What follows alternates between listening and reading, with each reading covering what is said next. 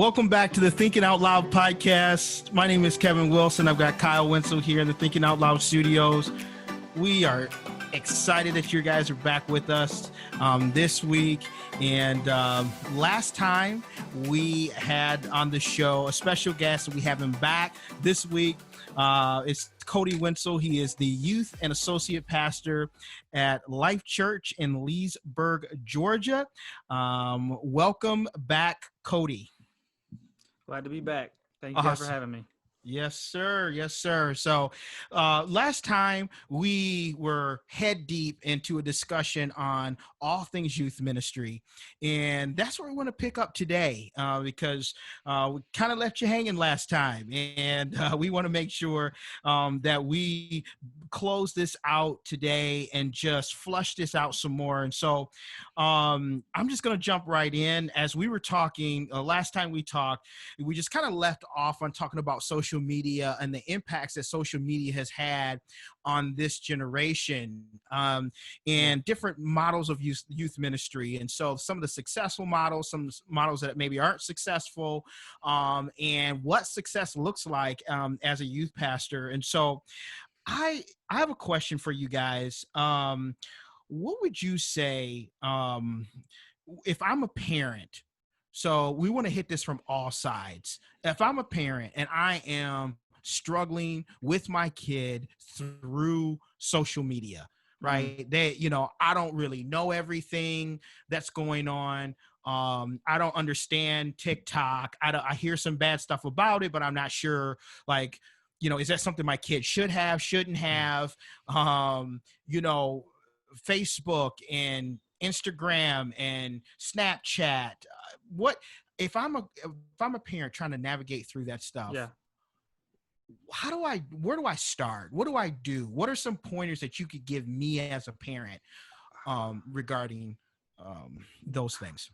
Passwords. Yeah, password. I'd say have the passwords, know the login count, know the email that's associated with each one, know the passwords, and have the ability to check in at any time, all times. Another thing I tell my parents is, if you're not comfortable with them having it, that's the answer. As much as your kid wants to have it, why do parents give into their kids so much? Because we want to be their friends. But dude, social media is scary nowadays. You got fake accounts, you got people on there being who they're not. It's toughy. It's tough to navigate, especially Snapchat. That one's hard for parents to navigate, but know the passwords, know the account, and know who your kids are friends with. I may be a little rude saying this, but I've got 2 daughters of my own. I guess I won't let the excuse of, well, I just don't know anything about it be an excuse. Yeah. No. So if my daughter's got Snapchat, even if I don't use Snapchat, guess who's got a Snapchat now? Mm-hmm. I do. That's if right. my daughter's got a Facebook, even if I don't use it, guess who's got one? Because we have to educate ourselves for if your daughter's playing soccer and you're a soccer fanatic, you're going to educate yourself on the best possible place for her to play soccer. So if she's a social media fanatic or loves social media, right. Okay. But now you have to be that fanatic too, in a way that you understand the ins and outs of that platform to where you can protect your child, but you can also guide your child and give them some guidelines there too. So I guess my advice would be don't allow your kid on anything you don't even know anything about. Yeah, and monitor it. Well, and I'm out of touch for saying that because it's so accessible nowadays. I just think that it goes right down to we as parents need to educate ourselves on all platforms that are accessible for our kids. Yeah. Yeah. Well, and I think as parents, and we all are, all 3 of us are parents, and I've kind of a unique situation because I have a 12-year-old daughter and I also have an adult daughter. So, one of my daughters I've already been through this whole thing with, right? And then I have one coming. So I look at, I try to learn from the mistakes that I made maybe with my oldest daughter. And I would say I probably was too conservative on that side, of saying you can't have anything because, I was just afraid because I knew a lot of the things that were out there. But as well as I do, if you don't allow a kid to do anything, once they do get it, they have zero idea how to handle it. Yeah. And it's important for us, I think, to teach our kids to, yes, be in the culture, and you can participate in some of these things, but you have to teach them how to participate. Yeah. Educate them and yourself. Yeah. Hey, this is something I'm trusting you with in a sense, because I'm going to check it when I want to check it. Yeah. But I'm trusting you, but here's things you got to look out for. I tell my students, my students tell me that, Pastor Kody, back in your day, bullying stopped when you got home. And I'm like, yeah. They're like, but bullying's on all social media now. And I'm like, it is. And that's hard to navigate as a parent. Like, hey, how do you handle seeing something about your kid or them being tagged in something and someone making fun of them? Social media is great, but we as a society have twisted it, have made it into something that we can abuse. And it's kind of been it's a great platform for kids to communicate and to be funny. But then there's also that side, like, what in the world? Like, my kid's on YouTube. I got to be careful with YouTube now. 5 minutes into a video, it switches into some horrific cartoon that my kids are watching. Yeah. And it's the thing that people have those minds of doing that. Like, why? What is that for? Why do we do that? And, my kids right now, they get frustrated because I'm like, well, before we watch this movie, I'm going to sit down and watch it myself first. Well, Dad, and there's reasons why, because they put so many things in there, and they try to, I don't know if I want to say this, but they try to change your mind. They try to kind of correct and adapt you to what they want.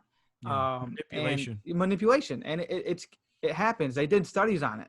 They know what they're doing. Yeah. And, the fact that I can think about right now that I'm hungry, I pull up my phone in 5 seconds and there's me restaurant deals, coupons. That's scary. That big brother, it is scary. And I think that our students, our kids need to know that. Like, here's why I'm worried. Yeah. Be honest with your student, with your kid. Sorry, not your student, with your kid. Right. Yeah. No, I agree. And I think it's so hard because, little Johnny comes home, little Sarah comes home, and it's like, hey, mommy, all the other kids have it. And I get this now with my 12-year-old. She's like, hey, Dad, can I put this on my phone? Can I put this? And it's like, it's tough because you feel like you are the president of no, right? Like, you feel like you're just the no czar, right? And that's not who you want to be. But I think it's just educating your kids. And there are sometimes you probably don't have to say no, but you just have to say, okay, here's how far you can go, right? Here's, and I mean, there's plenty of things out there. There's Covenant Eyes, there's Be Safe Online, there's Net Nanny. I mean, there's all kinds of things that are out there to monitor and help your kids not to get into, the dark web, right? Or the crazy things, as a parent. So, and I think even Apple has something with the family share on there that you can, your kid would never know, but that you can kind of have a background of what's going on too. Yeah. And I don't think that's, a lot of people are like, that's crazy. No, I'm trying to protect my kid. I'm trying to make sure that, as much as I trust them, they're still learning. They're not an adult yet. Let's be honest, we make mistakes. Yes. And I want to be there and let them know that, hey, I'm here for you, but we're gonna monitor this.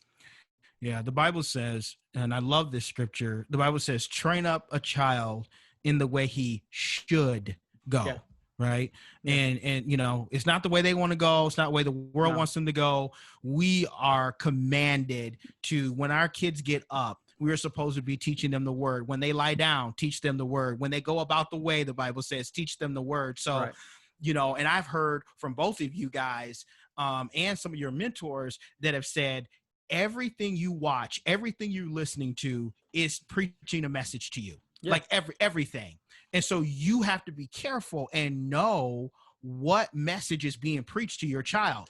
Yeah. And like you said, Kody, it's so true. Like there, you've been manipulated, right? Yeah. As you're watching stuff, you're being manipulated, and sometimes you don't even know, and you have certain thought patterns and beliefs. Yep. And you're like, why does my kid have these thought patterns or beliefs? Well, it's because they've been sitting in front of Netflix or in front of Yeah. whatever for hours, and Being they are taught. being taught Yeah. a message. So Yeah. unless they have the counter message, and I would encourage any parent out there, do not say things like, well, I'm not a pastor, so I can't teach my kids. Right. Don't say things like, well, I don't know the Bible myself enough. Take some time out and study the word of God for yourself. And even before you study, it's not that you have to have some theological deep conversation with your child about the Bible. Read the word of God. The word of God is alive and active. It will do what it needs to do in your child's life. Don't neglect it just because you're just like, well, I'm not a pastor. I'm just going to let my youth pastor do that. Listen, youth pastors do a lot. And if you are waiting, if your child, the first time they hear the word of God is when your youth pastor preaches on a Wednesday night or whatever night you have youth group, you're doing your child a grave disservice. It is our responsibility first, before they even leave our house, to go to a building that we call church. It is our responsibility to make sure that our children are raised up knowing Christ and knowing the principles of the word of God. Yeah, sure. So yeah, that's something that I think is super important. But so in talking about all of this, as far as from a parent perspective, what do you feel like some of the common mistakes are that parents make with their children as youth pastors? So as far as like parenting, or like, is that like what are some of the struggles youth pastors have with students when it comes to the parents? Yeah. So what mistakes do you guys feel that you're seeing as mistakes that parents are making with their teens, or their? For me, I'm going to jump in real quick. For me, I see sometimes where parents aren't as involved as I would say they need to be. Like me and Kyle growing up, my mom was always around my back. But she wanted to know who I was around, what they were doing, who they were with. If I was going somewhere, she wanted to talk to the parents. She wanted to know what we were doing. I do believe that sometimes parents give a lot of space to their kids, and in this time, in this age, I believe we need to be more hands-on. We need to be more involved. We need to make them know that we love them, we care for them, and I want to be a part of your life, not as your friend, but as your parent. I believe that family time is something that is missing. It's awkward for kids to be alone with their parents nowadays. Not all parents. I'm not even saying in my youth group, but I'm just saying there are parents who technology is who's watching their kids, and you know that. There's a lot of things on certain platforms that they're pushing an agenda, and your kid's seeing it. You think Nickelodeon, you think all these things are good for your kid because you watch them growing up. It's different, a lot different. I watch certain cartoons that I grew up with, and I'm like, oh my gosh, oh sweet Jesus.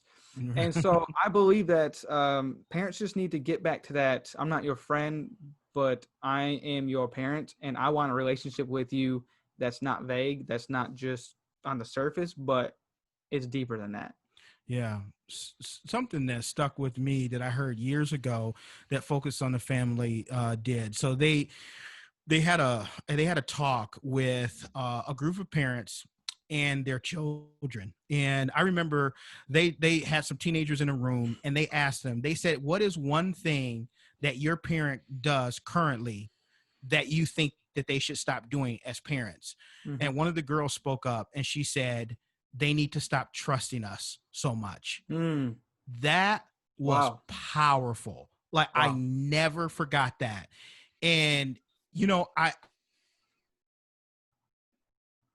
I know that just watching parents, like friends, right, of parents, because we all know some of the things that we got away with when we were kids, right? Yes. I Yes. mean, so and it's one of those things where we know that our kids, they say they're going to the movies, they say they're going to Yeah. their friend's house or whatever the case may be, but this teen just spoke up and said, hey, they trust us too much. And parents, I think you have to realize that's important. Yeah. Like, yes, trust your kid, Yeah. but remember, you are responsible for your child. And I agree with you on that. We have a student in our youth room. Like, we went on a trip, a Church of God trip, to Winterfest, and she got a text from her mom. Hey, charge your Apple Watch is low. Well, how'd she know the location? Even with the church, she's like, hey, I'm making sure that my kids where they're supposed to be. Yeah. And I was like, you know what? People don't like that, but do check your location every now and then. Check on them. You definitely have to be there for them. But I agree with you on that. I do. I agree. The trust, we trust them way too much. We're like, yeah, I trust you. They're teenagers. We know what to say and how to manipulate certain things. And like, yeah, I'm at my friend's house. Right. You're gonna be there later tonight. Right. Yeah.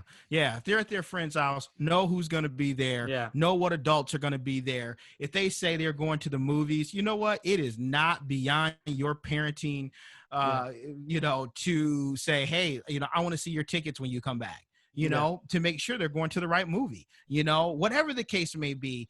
I think it's important, and it's not intrusive. They're your children. Yeah. You are supposed to be good stewards of what God's given you. Yeah, and I do think another thing is our time. Like I mentioned it before, our time. We get so caught up with work, getting home, cleaning the house, making sure the dishes are done, schoolwork, but that quality time. Yeah, I'll be honest myself. There's times where I'm like, I'm so caught up with what I got to do at the church, technology wise or platform wise, and I get home and then I'm like, well, I got to clean, I got to do the dishes, and my kids are just sitting there like, hey, come play dolls with me. Hey, come play Transformers with me. I'm like, I can't, I'm really busy. And I my own self, my kids want that quality time. They want to feel like I enjoy their creative mind. I am proud of them for them, just trying to have fun. Like, you get what I'm saying? Like, as a parent, my kid wants to see me watching them do something. right. They want that proud moment. My son got his white belt in jiu-jitsu, and he says, Dad, are you proud of me? And I'm like, Matthews, I'm always proud of you. Yeah. Lillian, Dad, are you proud of me? Lillian, I'm always proud of you. Yeah. And they're looking for that. Even in Yes. teenagers, they're looking for, are you proud of me? Yeah. That's powerful. Yeah, and that excitement doesn't go away. So No, I got a bigger. 4-year-old girl, like she loves it when I love what she does. Yeah. She cannot do a cartwheel to save her life. But I act like she did a perfect cartwheel. You know what I'm saying? Right. And she's all Yes. excited, happy. As a teenager, we may not see the expression on the outside, but they need to see that the parents are interested. Yes. I think the disconnect between, and this isn't the only disconnect, but I think maybe one of the biggest disconnects between a parent and a teenager is there's a certain level of expectation. Yeah. And there's a certain amount of pressure that's put on by the parent, Mm-hmm. but there's not a whole lot of understanding from parent to teenager. No. So as a dad, I could be telling my daughter, McKenna, I want to see you achieve these things, and I need to see on a daily basis you do these things and act this way.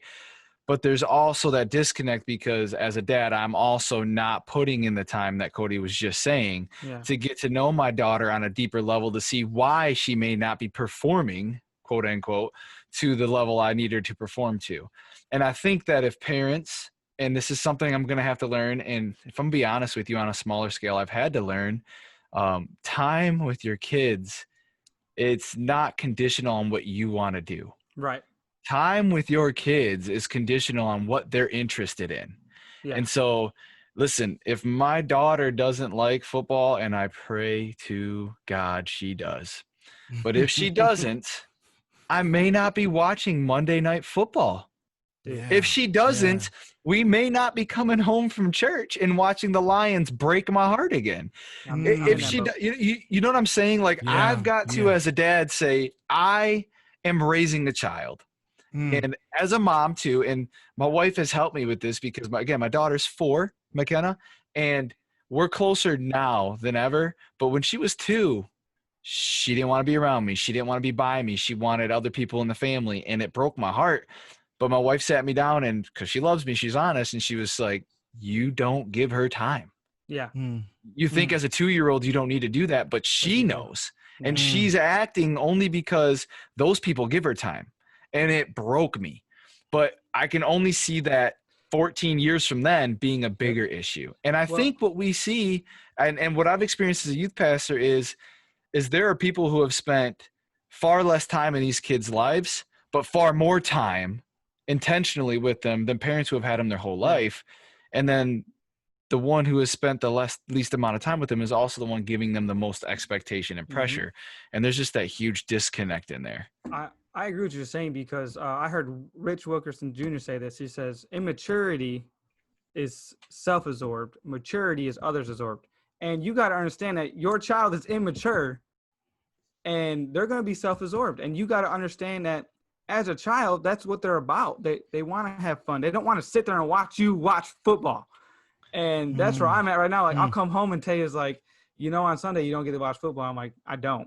And I understand that I got to be a mature one and say, hey, you know what? What's going to make her happy in this moment? What's going to make Matthews happy in this moment? And, a thing is I hear a lot of parents say, when my kid gets older, when they're a teenager, I get time to do my own thing. And that's where it's at, is that disconnect, is because at a young age, we're spending time with them. We're trying to develop them. Well, now we're, again, trusting them. They got more responsibility, and we start getting ourselves relaxed because, hey, now I can go out with just me and my wife, and they can be at home, or now they can go ride their bikes by themselves, and I'm not going to be there. And that's not what they want. Yeah, they want more responsibility, but they're not going to take responsibility over losing time with you. Yeah. Like they want both. And if you have both time and responsibility, quality time, responsibility, then they're going to be built up into that standard, that way that you want them to go. Yeah. So you guys are really speaking to some parents right now. When you say things like, I come home and I can't watch Sunday football, or I can't watch Monday Night Football, whatever the case may be, that's tough. And that's really tough for some parents to hear. It's been tough for me. And again, I have a 4-year-old and a 2-year-old. You got to learn how to navigate it. You got to learn how to navigate. We're in Georgia. We have no family here. 24/7. I got my kids. I love my kids. I wish school would start up by now. But I learned that, hey, on Fridays, my day off, I can go to the golf range. Or, hey, when they're at school, I can schedule me and Latea time. Like, you got to learn how to navigate, because your kids still need you. They don't want you to be like, hey, I need this right now. I really don't want to deal with you. They feel that disconnect. And you know what? It's huge. But you got to learn how to navigate it. And you got to understand that they're a kid. It's going to hurt them a lot harder, and they're going to be crying longer than you are for missing the Detroit Lions blow a game again. I don't know. Have you ever witnessed the Detroit Lions blow a game in the last 3 seconds? I haven't witnessed being in a game in the last 3 seconds. Hey, that's one good thing being down here. I don't get that channel. The Falcons blow a Super Bowl. Kev, the truth is the variety's out there. Yeah. But I think the important thing is it's time well spent, and it's not selfish time, it's selfish time. Don't rush it. Don't rush it. Yeah. You're never gonna get that time back. Right. When in 10 years I'm gonna be, oh sweet Jesus, I'm not gonna say it, but my daughter's gonna be 17. Yeah. And I got a whole life ahead of me still at the age of 38. Don't speed up time just because you want to do certain things. No. Allow that to soak in and spend that quality time, because you're never going to get it back. Yeah. And, I see it with photos now. I'm like, oh, my goodness. Why was I rushing so much? Why was I so busy so much? And so parents out there, keep that quality time. Yeah. Yeah. So, such a good admonition. Let's talk about millennials a little bit. Millennials get a bad rap Oh man. They yes. just, it's, millennial. Through It's the because mud. they're millennials. It's, I hear it in the marketplace, and it's like, well, millennials don't like to work. Millennials don't, they don't like responsibility, all of these type of things. So help me understand, because you guys work with millennials, you work with Generation Z, all of that. What's one or a few, whatever you want, most misunderstood things about millennials? Uh, Help us there. I'm gonna lead this one out. I had a pastor friend. I feel heavily about this because I can tell. I had a pastor friend who he blew my mind when he said this. But I think when we talk about millennials, and I'm a 90s baby, so I'm not really certain where I fit. But you look at the generation that talk about millennials, and they're the generation of builders. They've built what we Yep. now see in America. And I think that it's not easy for the building generation to look at the millennials and accept the fact that the millennials, they're not here to build anything. We're not looking for millennials to build anything. Structure and foundation has been built for America. What we need now is what they are, and they're improvers. Yeah. They're finding better and more efficient ways to doing things. And a lot of that has to do with media.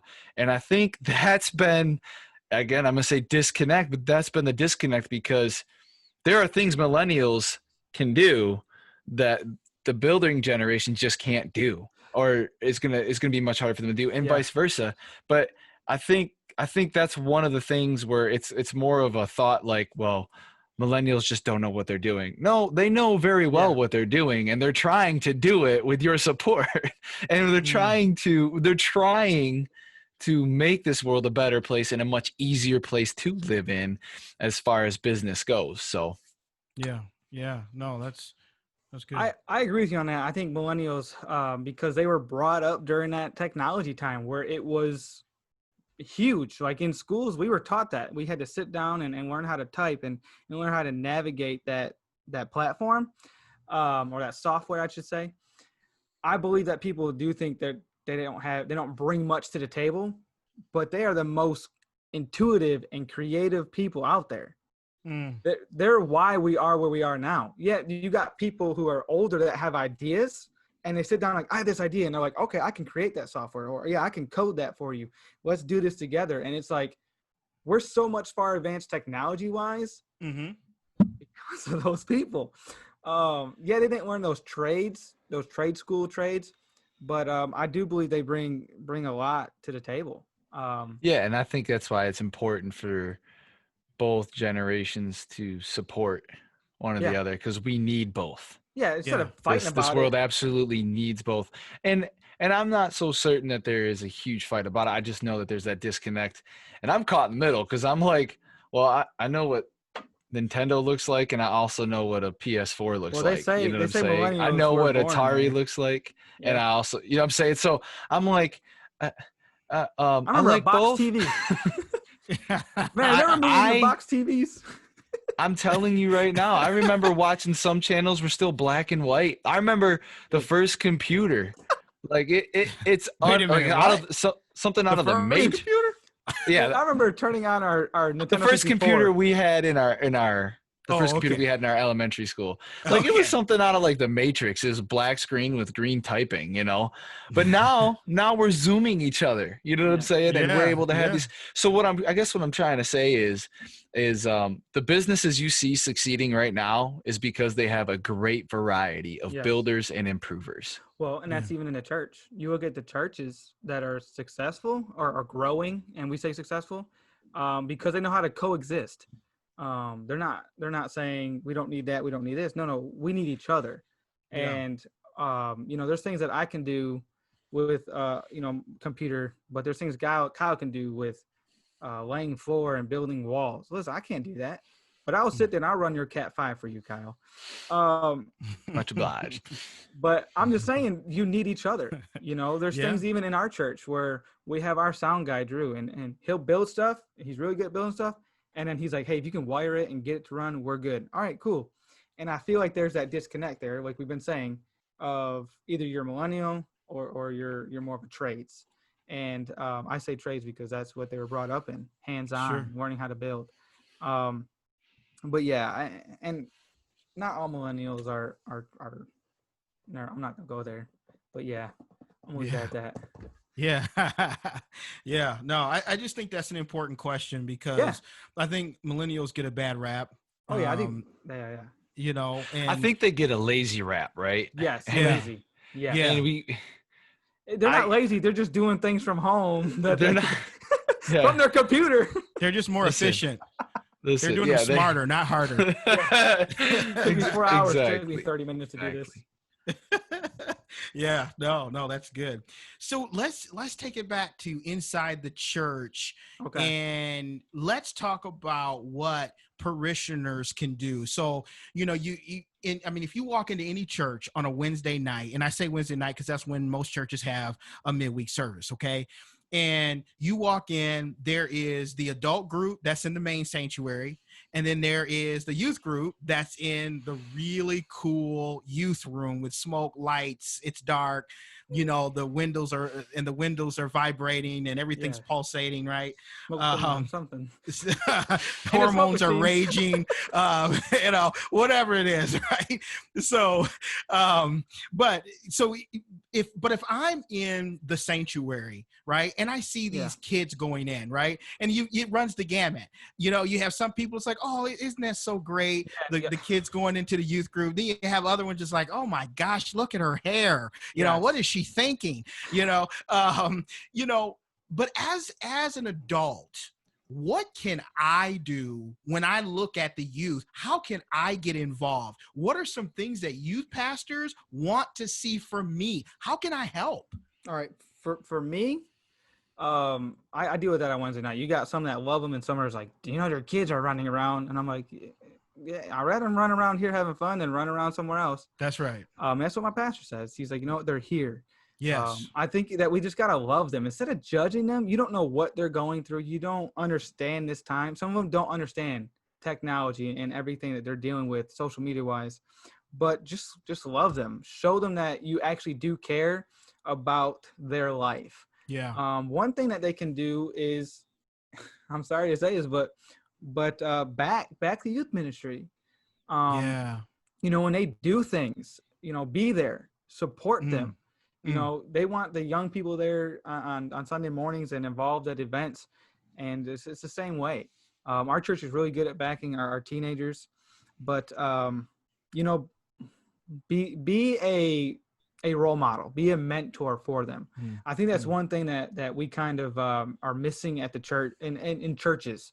Yes. Growing up at the church I grew up in, there was a lot of men in my life that wanted to be a mentor. And it wasn't just on Sunday, but they're like, hey, I'd love to take you out to lunch, or hey, I see you're up here at the church working. Let's get something to eat. They wanted to show that they cared about me and not just a number. Yeah. That I'm not just a person in a youth room, but that I have purpose, that I'm a person and I belong and I am who I am.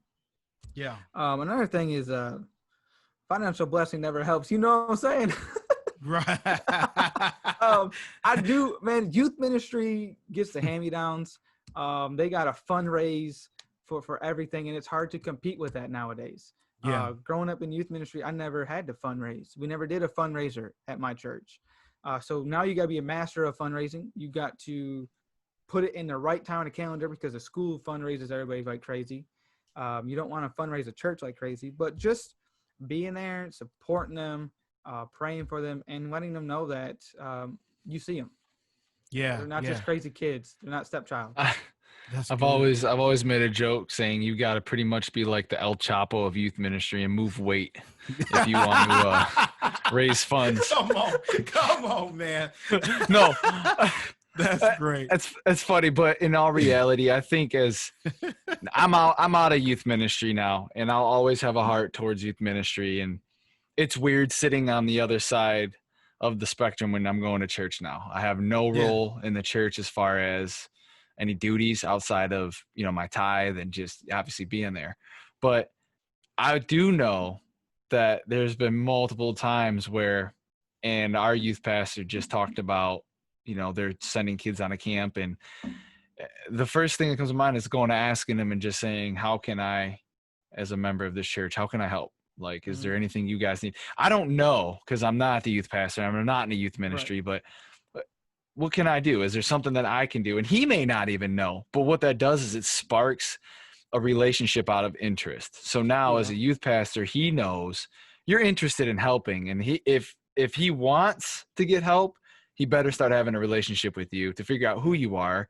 What are your qualities? Can you be trusted? Let's just be honest, because it's still his teenagers. Okay. Yeah. And so can you be trusted in the way that you want to help? But I think this is a two-part. I think that it's also the duty of the pastor to get involved in the youth ministry so that his people can see his heart and follow his lead, and they can get involved. If your pastor is not mentioning the youth ministry from the pulpit, and he's not excited about what's going on in the youth ministry, and he isn't giving examples of how he has found a way to help fund in youth ministry, or the church is going to support this part of their camp, or the church is going to send 2 or 3 kids for free on just examples, right? Yeah. If that isn't the heartbeat from the pulpit, you're going to have a really hard time finding adults that are going to follow that same heartbeat just out of nowhere. Yeah. You'll have those random ones, but I think it is the duty of the pastor to say that's the next generation. Yep. We need to invest in multiple ways to make sure they're taken care of. Yeah. So that was going to be my next question. So let's camp out there for a second, okay?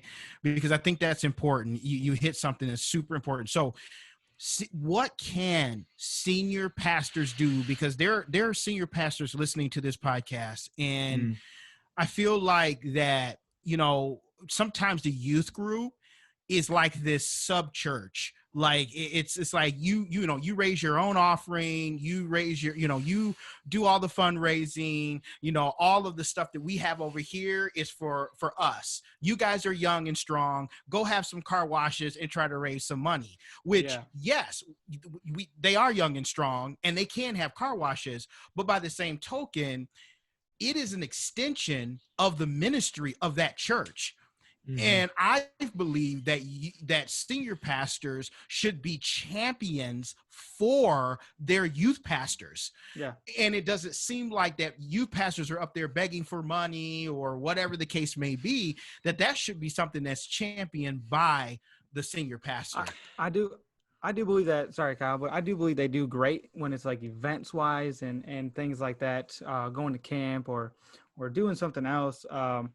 But I feel like that's a huge struggle for youth pastors is raising money because, dude, money that comes in goes right out because you're investing it on a daily basis.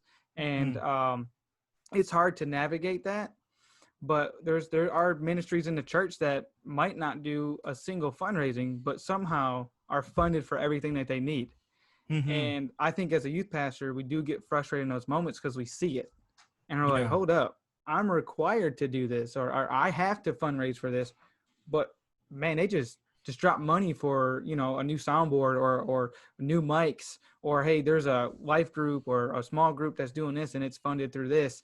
And it's hard to navigate, but I think you have to go to bat, budget would be great. Like, hey, one thing we're doing here is what's your budget that's going to make you run for the year? Okay. We can't give you all that, but we might be able to do this. And then you fundraise usually about $3,000 a year. Okay. We'll factor that in too, but don't expect them to come in, build a group up from the bottom or keep them entertained while students bring you 50 cents a week. You know what I'm saying? Like, we rubbing pennies together and then you give them hand-me-downs and you wonder why kids aren't enjoying it. Well, dude, my speaker's blue or man, the keyboard's just not working or the projector's out. And it's like, how can I make a room exciting and fun on, $10 a month budget and then also take and give into students' lives? That takes money. That takes, just like it runs a church. But, our pastor makes sure that we post things and that we tag Life Church and then they'll share it from our page so that people know what we're doing. And I think it is important, like Kyle said, that the pastor has to say it from the pulpit. He has to be there for those events and those fundraisers and to show them that we love our students. I was in a pretty good spot in my last ministry position because the guy I was under had been a youth pastor for so long. So he was equipped with the youth ministry mind. But Mm. that has very little to do with him still being intentional about our youth ministry. So here he is, he's planning a church. He's got volunteers under him that he's got to worry about. Yet on Thursday mornings, we still started every Thursday morning talking about our youth ministry. Mm-hmm. And we talked about what do we need? What do we need to do better? What did we experience? How did it go? What are some of the good, the bads, everything. And Yeah. so I think beyond the money, and I'll get into that in a minute, but beyond the money, he's got to be invested like that. There's got to Yeah. be an emotional tie from the top. And I think that in ways there can be some moments of pressure, Yeah. you know what I'm saying? Yeah. Yeah. But for the most part, if you're not communicating your goals in youth ministry, what you want to, I mean, I can recall times where I said, I want to do this on our winter retreat. And the question, well, why aren't you doing it? Well, I don't know if we're going to be able to afford it. And he would get on and help me research and help me find deals. And it Mm-hmm. may still come to the point where it was like, well, we're not telling the kids it's going to go above $150. We are not sending a kid. And so then what we do, we budget it out for that and we'd see what the negative was.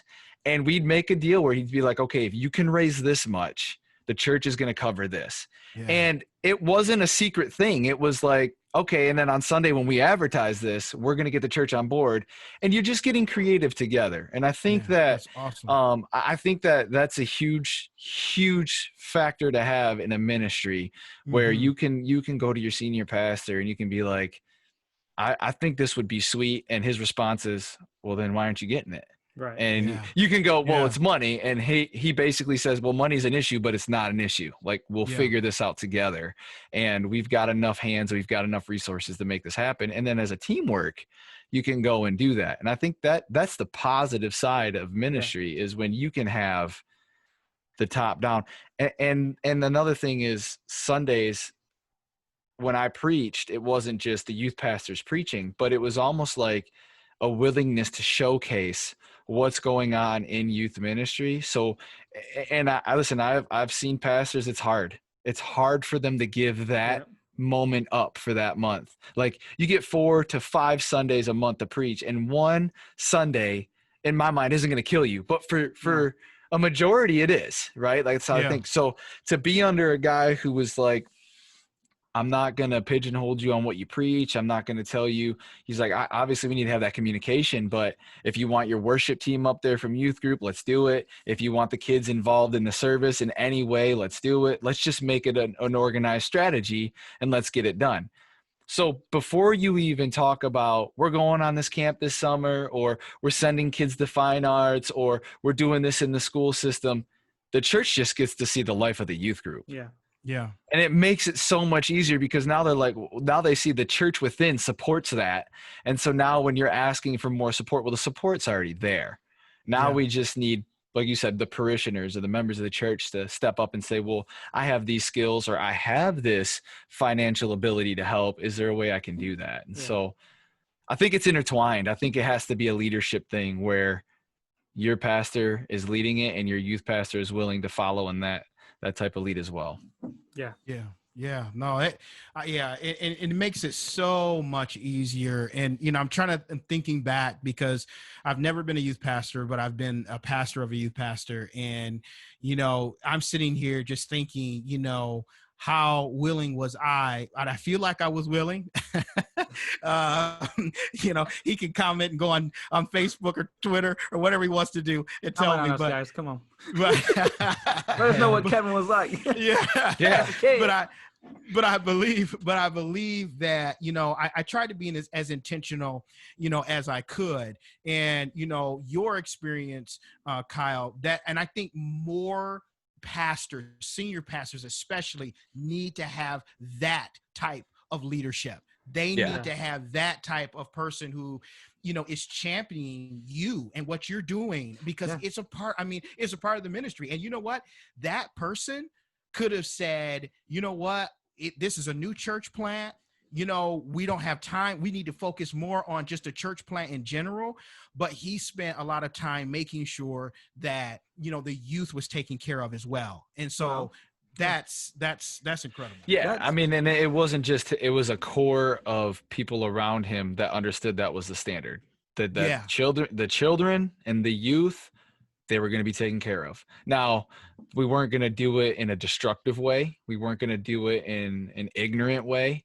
We were going to make sure that things were organized, they made sense, and that it wasn't gonna hinder growth. Yeah. Investing into the next generation, whether it's finances, emotions, time, it's not going to hinder growth as long as you know what I'm saying, you have a strategy for it. It's going to promote growth. yeah. And Yeah. so I think if parishioners and pastors, if we could understand that we want to have a healthy church, and the healthy church starts with investing into the young kids and the teenagers and the generation to come up, I think that it's just going to be an organic thing. Like I was able to experience, dude, we were able to do some crazy, just on a Wednesday night. Like, I remember parent night, we were able to do some things for parent night, and it wasn't because of the finances. It was because we had parents who it was such an organic feeling to support the youth group. We had for free a photo booth there that probably should have costed us $350. We had parents that were helping making root beer floats and stuff the youth group didn't have to go out and get. Like, this was, by the way, this was parent night for the parents. Yeah. Wow. And the parents were giving us stuff for them to, you know what I'm saying? And so, but again, these were core people that were core leadership of the church that allowed that to spawn out. Right. And we wouldn't have been able to have some of those experiences without, we could talk about so many different things, positive, negative, but I think this is huge. Like this, I could have a creative mind and not be able to do it, but now I have a creative mind and I have adults that can make it happen. Well, now we're going to make it happen. And all of a sudden I've got huge bouncy balls flying over chandeliers and parents wrestling students and like crazy stuff going on with pool noodles inside of a youth group on a parent night. I've got parents acting more immature than the students are. You know what I'm saying? Like, all of that happens because there's an investment that happened beforehand. Yeah. You know what I'm saying? There's a support. Senior pastors that are listening, I think, I just want you to hear the heart behind that, right? So you create that culture. You can have a youth pastor come in and he can talk until he's blue in the face. But if you don't facilitate and create that culture, people are just going to get tired of hearing him. They're going to think he's just always begging for money, or whatever the case may be. And that's not it. And so, as a senior pastor, it's your responsibility to foster that type of environment so that it makes it easy for your youth pastor to minister. Because at the end of the day, this is ministry. Like this is leading people to Jesus.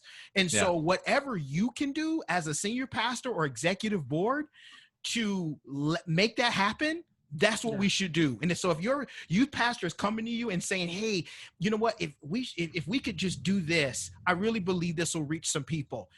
Don't look at them as like, man, these crazy millennials always want to do something crazy.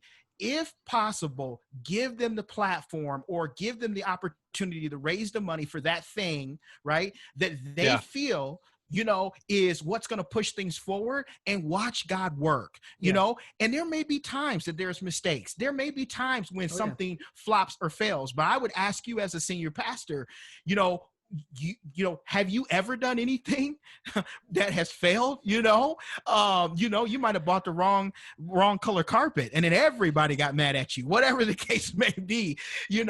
I know how these things go. And so it's super important. And shout out to any and every senior pastor out there. We know that you guys are working crazy hard. Yes. We know there's a lot that's coming, that comes against you. We know that you work 60 hours a week, 70 hours a week. Right. You're having to be up in the middle of the night, all of that stuff. So, definitely we want to promote and we want to, pray for our senior pastors. But we're saying don't forget the youth pastor. Yeah. Don't forget those who are training this next generation and who are speaking into their lives. They need to be free to do the things that they need to do as a youth pastor. So. Yes. And real quick, you may even just be someone who has connections in the community. Yeah. Like if there's a way to get your youth pastor involved in a way that he can't because he does it. Yeah. Schools, sports. I mean, we talked about it on the last show. How many kids do you have in your middle school? How many kids do you have in your high school? Yeah. Well, your youth group on a Wednesday night, even if you live stream it, it's not going to translate into that high school unless you get into that high school or you get some sort of influence in there. And so, yeah, if you're just someone who has some connections and it may not even be in your mind big, but it could go a long way. Right. Just start thinking of ways as a person, like who am I in my home, in my community, and how can I help in my church? I think that's the very first question to ask is just what can I offer? And then see your youth pastor about it. Yeah, and in our last few minutes, talking to both of you, there's this middle child syndrome, I call it, in youth ministry, and I really want us to just talk about this for a few minutes. So, what about the Marilyn Mansons in the youth group? How do we reach them? I mean, the kids that. Because, me and my wife have talked about this a lot. There's like 3 categories of kids in the youth group. There's the cute, popular kids, the jocks that everybody loves, including the youth pastor, because it's easy to talk to them. They'll talk to the youth pastor. Then there's the kids who are extremely needy, right? Yes. You just know they need, a lot of extra attention. So you're constantly going up to them. You're having to be on the phone with them late at night. But then there's those kids in the middle. It's the middle child syndrome where they're not the crazy cool jock, but they're also not the super crazy needy kid. They're like just kind of in the middle. Like they show up every week. Like they're going to be there. They're consistent, but no one talks to them, or very few people talk to them because they're not on one side or the other of those extremes. So how do we reach that student? I'm not saying that this is the answer. I'm saying that this is what I did. So when I realized that I didn't have to talk to everybody in the youth group to still be good friends with everybody in the youth group, if I speak, people are going to listen. I'm the youth pastor. And for the most part, people want to be cool with the youth pastor, right? But I also realized for the popular kids, they're always going to have someone to talk to. The youth leaders are going to want to be cool, so they're going to want to, like, it's weird, it's backwards, but the youth leaders are going to want to be cool with the popular kids, right? And then vice versa. But I would look for the kid that wasn't talking. I had time before service. I wasn't going to my worship leader. I wasn't going to the kids that I know I get along with. I was going to the kid sitting alone. I was going to the kid that just looked quiet, looked sad. Like, you just try to read students. And I would spend the remaining amount of time before service, even if it was awkward. And then 90% of the time, my conversations with those kids were me talking and them not. So, and it was just me, but it was me like scrambling just to find a connection. And I would walk away frustrated sometimes, but I really feel like they at least knew I was trying to connect with them. And I'm not saying that's the answer. I'm not saying you're always going to be able to do that. But I think as a youth pastor, just simple opinion, you need to seek that out. They are under your care. They came. Now you need to seek out the fact that they might be hurting. They might be confused. They might not even want to be there. They don't want to talk to anybody. And truth be told, that's not always the answer, because just because the Marilyn Mansons are the Marilyn Mansons, they could be in big groups. It can be anywhere, but at least do your duty to find the one who doesn't seem like he's fitting, and you need to intentionally go over and talk to him. Well, even with that is getting them plugged in with people in your youth group. Like I said, we do our Survivor series in the summertime because summertime kids really don't want to be at church. Being honest. But I try to find games where everybody's involved. We did a game last night. I call it Gladiator Ball. Got it from my high school when I was in gym class. But you catch the ball, there's a soccer goal, you catch the ball, and you got to use your team to get it down the field. You can't run with it. You can't move with it. You got to use your team. And it gets everybody involved. Everybody has to play. Everybody has to communicate. And building that communication, at first it feels awkward. It feels like it's fake. It feels like you really got to work at it. But you do. Let's get over ourselves. We have to work at it. If we really care about this person, we're going to do what we can do to really tap in, to really understand what's going on in their lives. And another thing is play to their strengths. Play to their strengths. Find out what they're really good at, what they like to do. We had a girl who was really quiet, but could really draw. Okay. So one of the Wednesday nights, I was like, hey, we're going to play a cool game. I need someone who can draw. Bam. Yeah. She got up there, got to show her ability and her skills. And it was just like, wow. Oh, you could draw like that? I know you can draw. What started you to draw like that? And it starts communication in your youth group. And it's being intentional about using them. Yeah. Be intentional about getting them in front of people.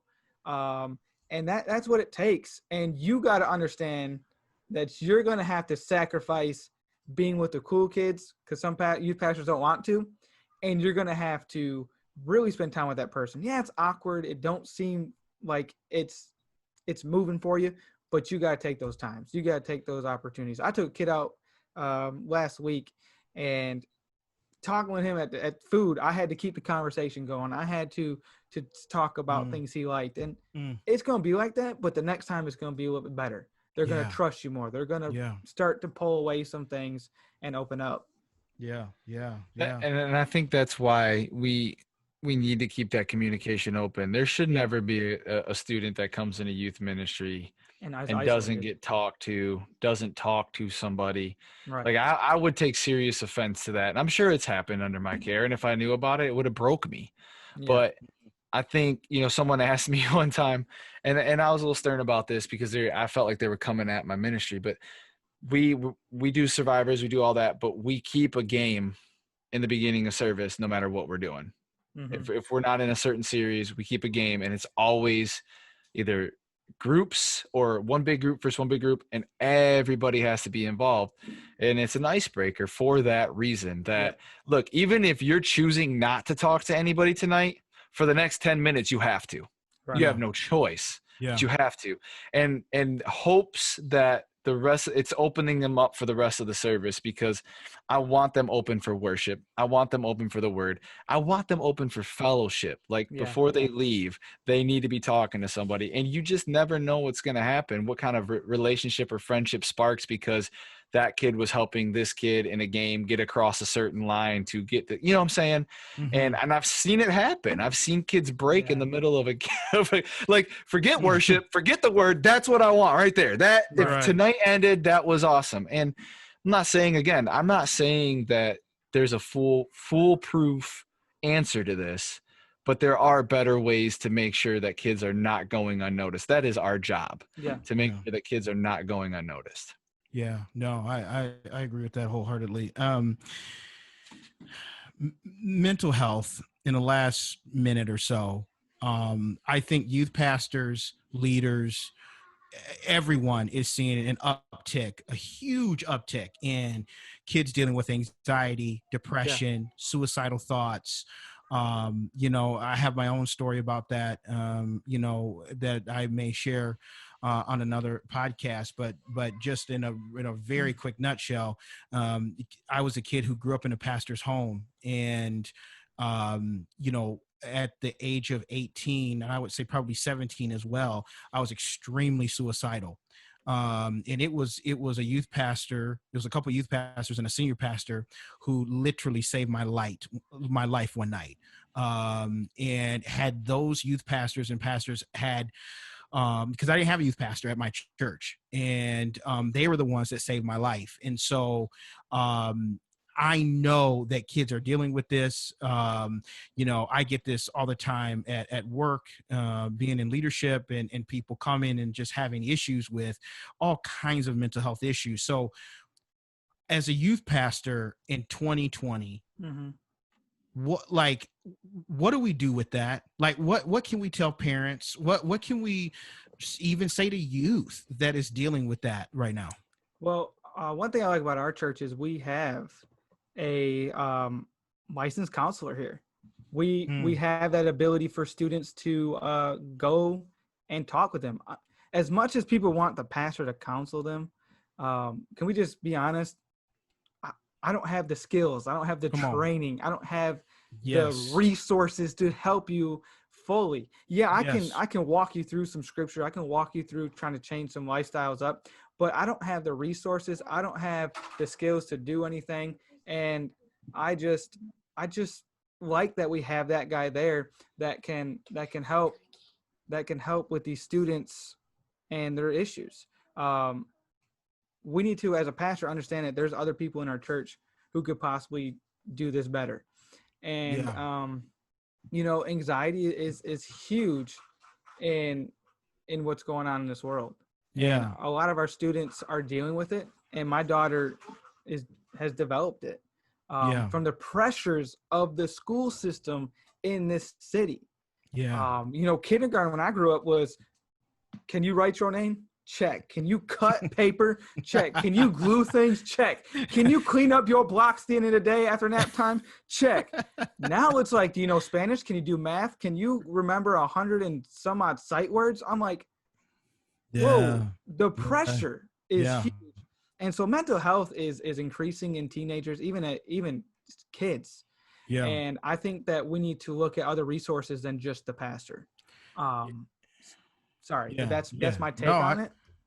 Yeah, no, I 100% agree with that. I think where we have failed in the church for many years on many levels is spiritualizing everything. Yes. So if a kid comes to us and says, hey, I'm dealing with anxiety, we rebuke the spirit of anxiety instead of praying with the student and then saying, hey, you know what, let's get you hooked up with a good counselor. Yes. A good Christian counselor. And it may be a clinical issue. Maybe you need to be on medicine. Maybe you need, Luke, I always say this, but Luke in the Bible, all right, when Jesus was walking the earth, he did not rebuke Luke for being a physician. He didn't say, hey, I'm walking around healing everybody. You just need to shut down your practice. You don't need to heal anybody anymore because I'm healing them. No, Luke was never rebuked by Jesus for doing what he did. God gave him the intelligence and the skill to do what he was doing. And so I think we have to be careful not to spiritualize everything and realize that our kids, they may need to go to a psychiatrist or a psychologist or to a counselor. It is healthy for them to do that.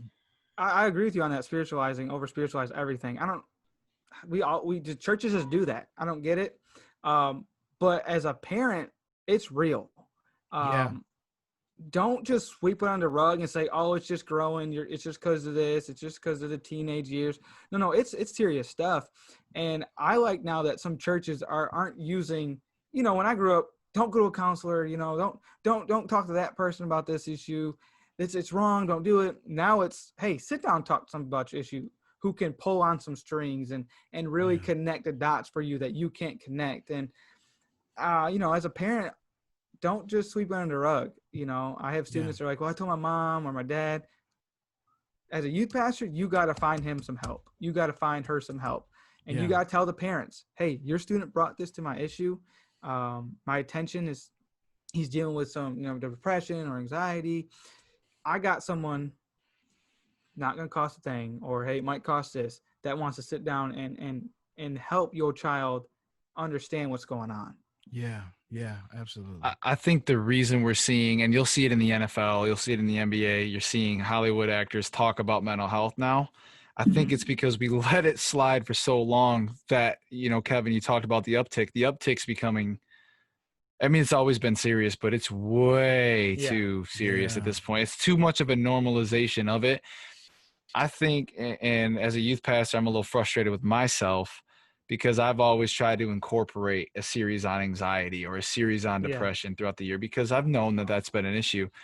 But I'm not 100% certain that I covered it the way that I needed to cover it. And I think I was too surface. And I think I was tackling anxiety. And for youth pastors listening, this is serious. We can't tackle anxiety by talking about anxiety. And you can't tackle depression by talking about depression. Those have been triggered by something else Yes. in that student's life or in your life. Anxiety is real, depression is real, but what's the reason for that response of anxiety or that? So my thing is I think churches could do better at training their staff. Kody, you talked about it. No, most pastors aren't trained and qualified. They're going to do their best because they're pastors and they want to help, and that's just naturally who they're going to be. But you're almost doing a disservice by allowing them to be counseled by you instead of going and getting professional help. Or maybe they can get that counsel by you, but you need to point them to professional help because mental illness is a serious thing.